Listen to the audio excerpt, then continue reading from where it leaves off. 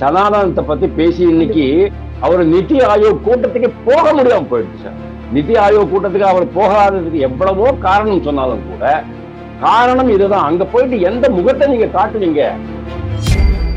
R S Bharathi சொன்னாரு, அவர் ரொம்ப தகுதியானவர், மிக திறமையாக காவல்துறையை செயல்படுத்தியவர், நேர்மையாளர், அவர் ஒரு ரெட்டி அப்படின்னாரு. அவர் ரெட்டி, அதனால அவருக்கு கொடுக்கணும் அப்படின்னாரு. ரெட்டினா கொடுத்துதான் ஆகணுமா? இவ்வளவு நாளா யாருக்குமே தெரியாது சார். சைலேந்திர பாபு ஒரு நல்ல பாராட்டப்பட்ட காவல்துறை அதிகாரிங்கிறதானே தெரியுமே தவிர அவரு ரெட்டி, இவர் முதலியாரு, அவரு செட்டியாரு.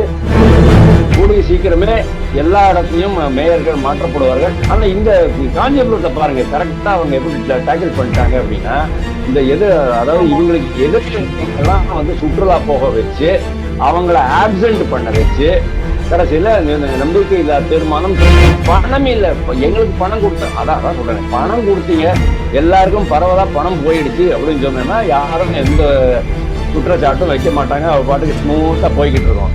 எப்படி இப்போ கள்ளச்சாராயம் காய்ச்சினாங்க இல்லையா? கள்ளச்சாராயம் காய்ச்சினவங்க கரெக்டா அவங்க அது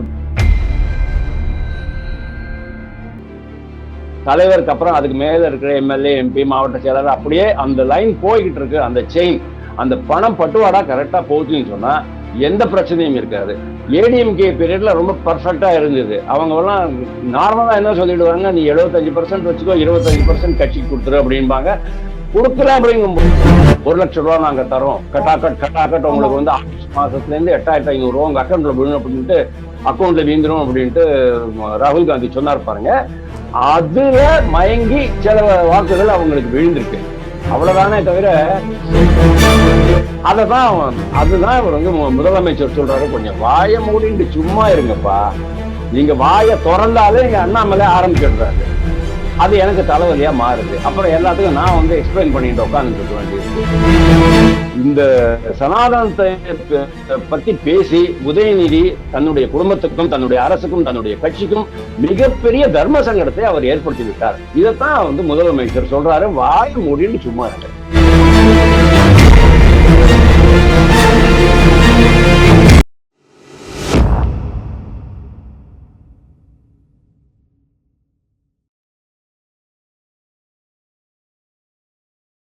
தமிழ் நேயர்களுக்கு வணக்கம்.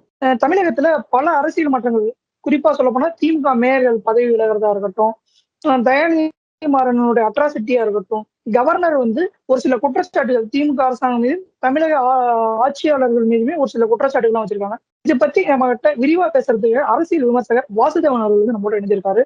சார் வணக்கம். வணக்கம் பிரபாகரன். நேரடியா நிகழ்ச்சிக்குள்ளேயே போயிடலாம் நினைக்கிறேன் சார். திமுக ஆளக்கூடிய மேயர் பொறுப்புகள் வகிக்கக்கூடிய அந்த மாநகராட்சியிலுமே மிகப்பெரிய அளவுல பிரச்சனைகள் வந்துகிட்டே இருக்கு சார். இது தொடர்ந்து வரதுனால இது ஒரு கட்டமைக்கப்பட்டதா இல்ல வேற எதுவும் உட்கட்சி பூசல்கள் எது இருக்கா சார்? அங்க அனைவருக்கும் வணக்கம். தமிழ் நேயர்களுக்கு வணக்கம். முதல் முறையாக உங்கள் ஊடகத்தில் வருவதில் எனக்கு மிகவும் மகிழ்ச்சி. நான் வாசுதேவன். நீங்க கேட்ட கேள்வி, அது கட்டமைக்கப்பட்டதா அப்படின்றீங்க. கட்டமைக்கப்பட்டதெல்லாம் ஒண்ணும் இல்லை, அது இயற்கையாகவே வர்றதுதான். இப்போ ரீசென்ட்லி நெல்லை, கோவை மேயர்களை ரிசைன் பண்ண சொன்னாங்க. அவங்க 2 பேர் மேலேயும் எக்கச்சக்கமான குற்றச்சாட்டுகள்லாம் இருந்தது நமக்கு தெரியும். கோயம்புத்தூர் மேயரே தெருவில் இறங்கி சந்தா வசூலிக்கிறாங்க. சந்தானா என்ன, கடைகளா போயிட்டு இவ்வளவு கொடுக்கணும் அப்படின்னு சொல்றாங்க இல்லையா? அது மாதிரி பல்வேறு குற்றச்சாட்டுகள் அவர் மேல இருந்தது, நெல்லை மேல இருந்தது. அது மட்டும் இல்ல, டிஎம்கேல எங்க எந்த ஒரு ஊராட்சி, பேரூராட்சி, நகராட்சி மேயர்கள் இருக்காங்களோ அங்க எல்லாமே இந்த குற்றச்சாட்டுகள் இருக்கின்றன. குறிப்பாக இந்த குற்றச்சாட்டுகள் வேற யாரும் வைக்கல, பொதுமக்கள் வைக்கிறேன்னா நம்ம அண்டர்ஸ்டாண்ட் பண்ணிக்க முடியும்.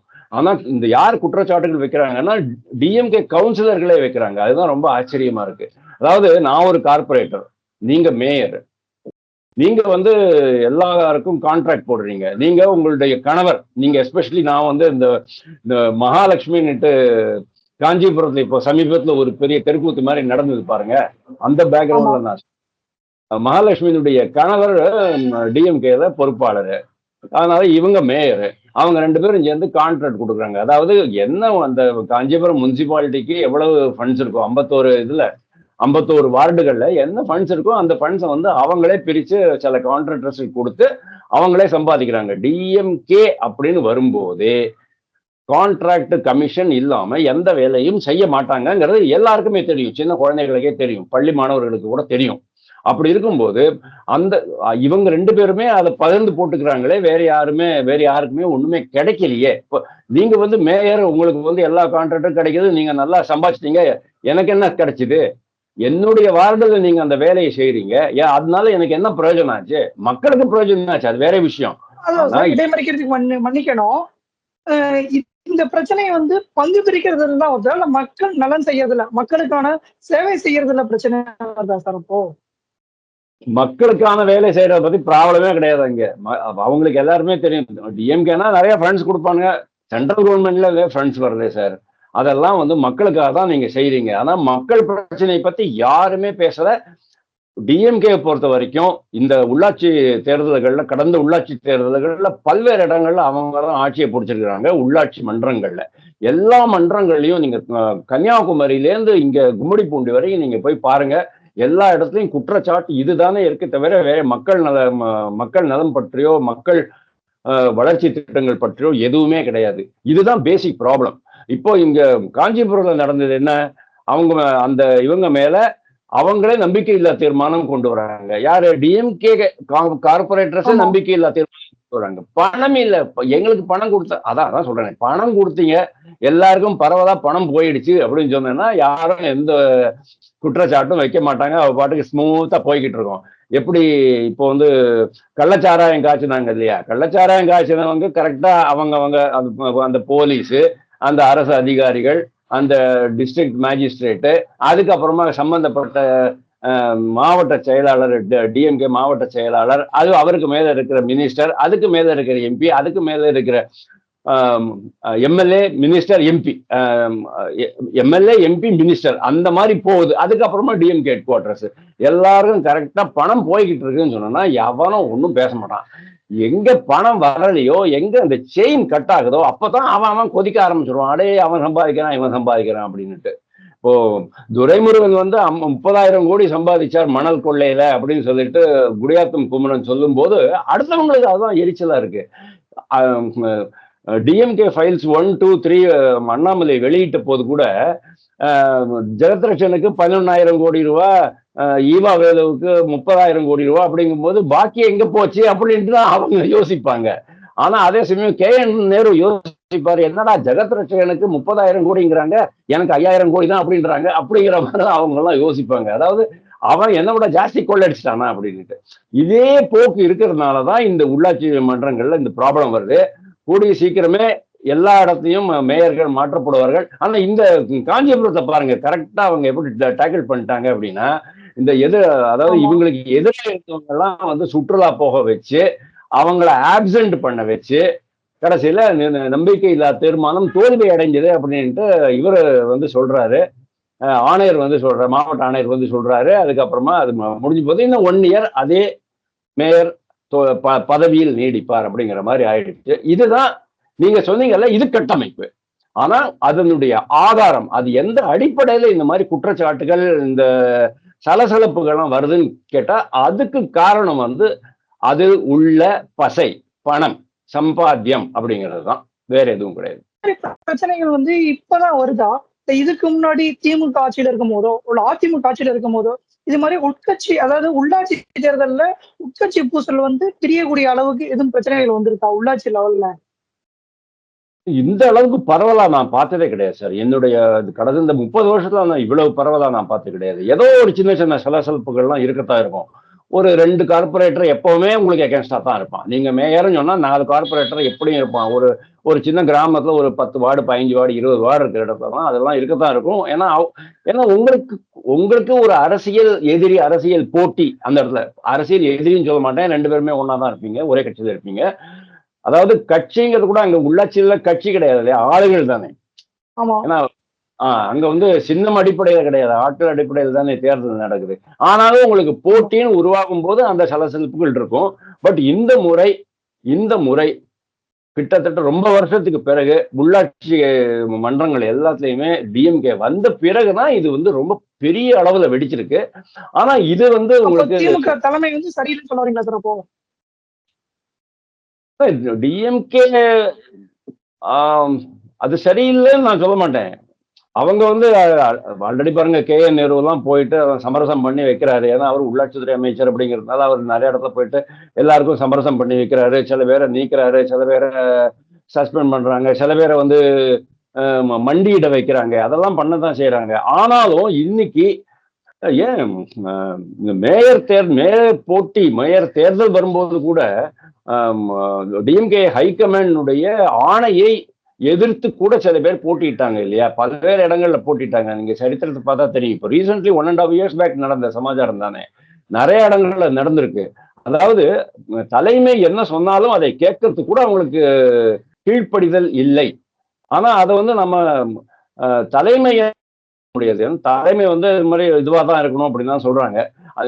ஏடிஎம்கே பீரியட்லயோ மற்ற கட்சிகள் உள்ளாட்சி தேர்தலில் வெற்றி பெற்ற சமயத்துல இதெல்லாம் நடக்கலையா அப்படின்னு கேட்டா கண்டிப்பா அந்த சமயத்தையும் நடந்திருக்கும். ஆனா அங்க என்ன தெரியுமா, நான் சொன்னேன் இல்லையா, கான்ட்ராக்டர்ல இருந்து உங்களுக்கு அந்த மேயர் இல்லைன்னா உள்ளாட்சி தலைவருக்கு அப்புறம் அதுக்கு மேல இருக்கிற எம்எல்ஏ, எம்பி, மாவட்ட செயலாளர், அப்படியே அந்த லைன் போய்கிட்டு இருக்கு. அந்த செயின், அந்த பணம் பட்டுவாடா கரெக்டா போச்சுன்னு சொன்னா எந்த பிரச்சனையும் இருக்காது. ஏடிஎம்கே பீரியட்ல ரொம்ப பர்ஃபெக்டா இருந்தது. அவங்க எல்லாம் நார்மலா என்ன சொல்லிடுவாங்க, நீ 75% வச்சுக்கோ, 25% கட்சிக்கு கொடுத்துரு அப்படின்பாங்க. கொடுக்கல அப்படிங்கும் போதுதான் பிரச்சனை ஆகும் அவங்களுக்கு எல்லாம். அதாவது இதெல்லாம் வந்து நம்ம கேட்டது தானே தவிர நம்ம வந்து பாக்குறது கிடையாது. இதுக்கெல்லாம் வந்து ஆதாரம் அப்படின்னு கேட்டா என்கிட்ட ஆதாரம் கிடையாது. ஆனால் பல்வேறு இடங்கள்ல பல்வேறு ஜனங்கள் நம்ம கிட்ட சொல்றதுதான் நம்ம சொல்றோம். ஃபார் எக்ஸாம்பிள், இங்க எங்க வீட்டுல ஏதோ மாடியில கொஞ்சம் ஒரு ரூம் போடணும், கொஞ்சம் முன்னால சிமெண்ட் கல்லு கொட்டி வச்சிருக்கேன் அப்படின்னு சொன்னா உடனே எங்க லோக்கலா ஒரு கார்பரேட்டர் வந்து கேட்பாரு, என்னங்க வீடு கட்ட போறீங்களா அப்படிம்பாரு. ஆமா. நான் என்ன வந்து பார்க்கவே இல்லை அப்படிம்பாரு. நான் என்ன அதுக்கு ஒன்னும் வந்து பார்க்கணும், கார்பரேஷன்ல நான் வந்து இது போட்டிருக்கேன், அனுமதி வாங்கியிருக்கேன், பிளான் போட்டிருக்கேன், அனுமதி வாங்கியிருக்கேன். அவங்க வந்து 10x10 கட்டுறதுக்கு பர்மிஷன் கொடுத்துருக்காங்க. இல்ல இல்ல நீங்க இங்கெல்லாம் கல்லுகள் எல்லாம் போட முடியாது அப்படின்னு ஆரம்பிச்சிடுவாங்க. அதாவது எந்த இடத்துல எந்த ஒரு நடவடிக்கை, ஏதாவது ஒரு பொதுமக்கள் ஏதாவது ஒரு கட்டட நடவடிக்கை எடுத்தாங்க அப்படின்னா உடனே இவங்களுக்கு வந்து கப்பம் கட்ட வேண்டிய ஒரு நிலைமை. இதெல்லாம் யாரு ஆரம்பிச்சு நல்ல வளர்த்து வச்சிருக்காங்கன்னு சொன்னா அது டிஎம்கே, ஏடிஎம்கே ரெண்டு பேரும் தான். இதனுடைய பிரதிபலிப்பு தான் இன்னைக்கு வந்து உள்ளாட்சி மன்றங்கள்லயும் இருக்கு. இது இன்னும் இவ்வளவு பெருசா போனது காரணமே ப்ராபபிளி நீங்க இப்படி சொல்லிக்கலாம், திமுக தலைமையினுடைய பேச்சை அவர்கள் கேட்கவில்லை. எனவே திமுக தலைமை பலவீனமாக இருக்கிறது அப்படின்ட்டு. பட் நான் அப்படி நினைக்கல. அவங்க எல்லாம் பலவீனமாவே கிடையாது. காசு வந்தா பேசாம இருப்பாங்க, அவ்வளவுதான். அதனாலதான் எனக்கு தூக்கமே வரல அப்படின்னு சொல்லக்கூடிய ஒரு நிலைமைக்கு வந்து கட்சிக்காரெல்லாம் கொண்டு போய் விட்டுருக்காங்களா? இல்ல நீங்க சொல்றது வந்து அதையும் சிங்க் பண்ணி பாக்குற மாதிரி இருக்கு. தூக்கமே வரலன்னு முதல்வர் சொன்னார் சார். அது வந்து அண்ணாமலையினுடைய 2021 செப்டம்பர்ல ஆகஸ்ட்ல அண்ணாமலை வந்து இவரா மாறிடுறாரு, தலைவரா மாறிடுறாரு பாஜகவுக்கு. அதுக்கப்புறமா அவர் என்ன பண்ணாரு, தொடர்ச்சியா ஒண்ணுக்கு மேல ஒன்னா மேட்டர்ஸ் எல்லாம் எடுத்துட்டு வெளியில் வந்தாரு இல்லையா? அப்போ எந்த ஒரு அமைச்சர், எந்த ஒரு கட்சி பிரமுகர் ஏதாவது சொன்னாலும் உடனே அண்ணாமலை அதுக்கு பயங்கரமான பதிலடி கொடுப்பாரு. அது வந்து பெரிய மேட்டர் ஆகி போயிடும். அது வந்து டிஎம்கேனுடைய இமேஜ் பாதிக்கிற மாதிரி ஆயிட்டு இருந்தது. அந்த ஆங்கிள், அந்த சர்க்கம்ஸ்டான்ஸ்ல தான் அவர் வந்து எனக்கு தூக்கமே கெட்டு போச்சுன்னு சொல்லிட்டு, நீங்க பாட்டு காலையில எந்திரிச்சேன்னா உடனே வேற யார் ஏதாவது பேசி ஏதாவது வம்ப மாட்டி விட்டுருப்பீங்களா அப்படிங்கிற அந்த பயம் எனக்கு வந்திருக்கு அப்படிங்கிற மாதிரி ஒரு கட்சி கூட்டத்திலேயே அவர் வந்து தன்னுடைய மனதுடைய ஆதங்கத்தை வெளிப்படுத்தி இருந்தாரு. அது ரொம்ப பிரமாதமா இருந்தது. இவர் வந்து பிஜிஆர் எனர்ஜி பத்தி பேசினாரு, G2 பத்தி பேசினாரு. அதுக்கப்புறமா இந்த தமிழ்த்தாய் சித்திரம் வரைஞ்சாங்க இல்லையா, ஏஆர் ரஹ்மான், ஒரு மாதிரி ஒரு தலையெல்லாம் விரிச்சு போட்டு அலங்கோலமான ஒரு சித்திரம் வரைஞ்சி தமிழ்த்தாய் இப்படியா இருக்கும் அப்படின்னு கேட்டதுக்கு, அதுக்கப்புறமா இவருடைய தமிழ்த்தாய், அதாவது ஒரு சாதாரண தெய்வீ ஸ்வரூபம் உள்ள ஒரு தமிழ்த்தாய் படத்தை இவருங்க போட்ட உடனே அதுல வந்து சா அப்படின்ற ஒரு வார்த்தை இருந்தது, தமிழ் எழுத்துக்கள்லாம் இருந்தது. இந்த சா வந்து தமிழ் எழுத்து இல்லை அப்படின்னு சொல்லிட்டு தங்கம் தென்னரசு சொன்னாரு, ஞாபகம் இருக்கா உங்களுக்கு? அதுக்கப்புறம் அப்ப அண்ணாமலை உடனே என்ன சொன்னாரு, சா தமிழ் எழுத்து இல்லைன்னு சொன்னா உங்க தலைவர் எப்படி ஸ்டாலின்னு பேரை வச்சிருக்காரு, அவரு சுட்டாலின்னு பேர் வச்சுக்கலாமா அப்படின்னு கேட்டார் பாருங்க. இந்த மாதிரி தான் அவங்க வந்து மாட்டிக்கிறாங்க. அதே மாதிரி இன்னொரு சின்ன விஷயம் சொல்லிடுறேன். ஆர்.எஸ். பாரதி வந்து இவரு சைலேந்திர பாபு ரிட்டையர் ஆனதுக்கு அப்புறமா அவரை வந்து டிஎன்பிஎஸ்சி தலைவரா மாத்தணும் அப்படின்னாங்க.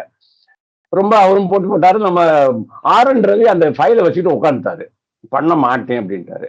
ஆர்.எஸ். பாரதி சொன்னாரு, அவர் வந்து ரொம்ப தகுதியானவர், மிக திறமையாக காவல்துறையை செயல்படுத்தியவர், நேர்மையாளர். அவர் ஒரு ரெட்டி அப்படின்னாரு. அவர் ரெட்டி, அதனால அவருக்கு கொடுக்கணும் அப்படின்னாரு. ஏன் ரெட்டினா கொடுத்துதான் ஆகணுமா?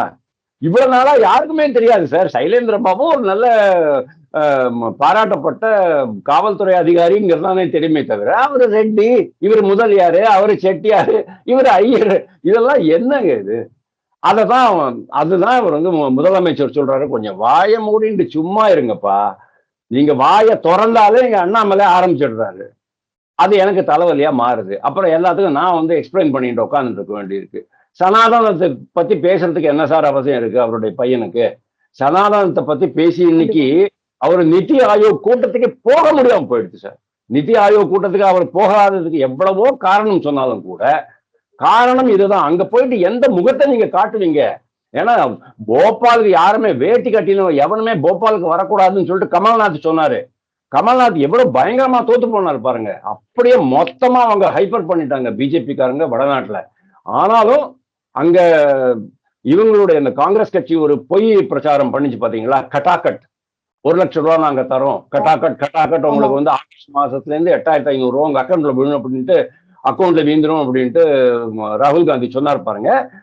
அதுல மயங்கி சில வாக்குகள் அவங்களுக்கு விழுந்திருக்கு. அவ்வளவுதானே தவிர இந்த சனாதனத்தை பத்தி பேசி உதயநிதி தன்னுடைய குடும்பத்துக்கும் தன்னுடைய அரசுக்கும் தன்னுடைய கட்சிக்கும் மிகப்பெரிய தர்ம சங்கடத்தை அவர் ஏற்படுத்தி விட்டார். இதைத்தான் வந்து முதலமைச்சர் சொல்றாரு, வாயை மூடின்னு சும்மா இருங்க.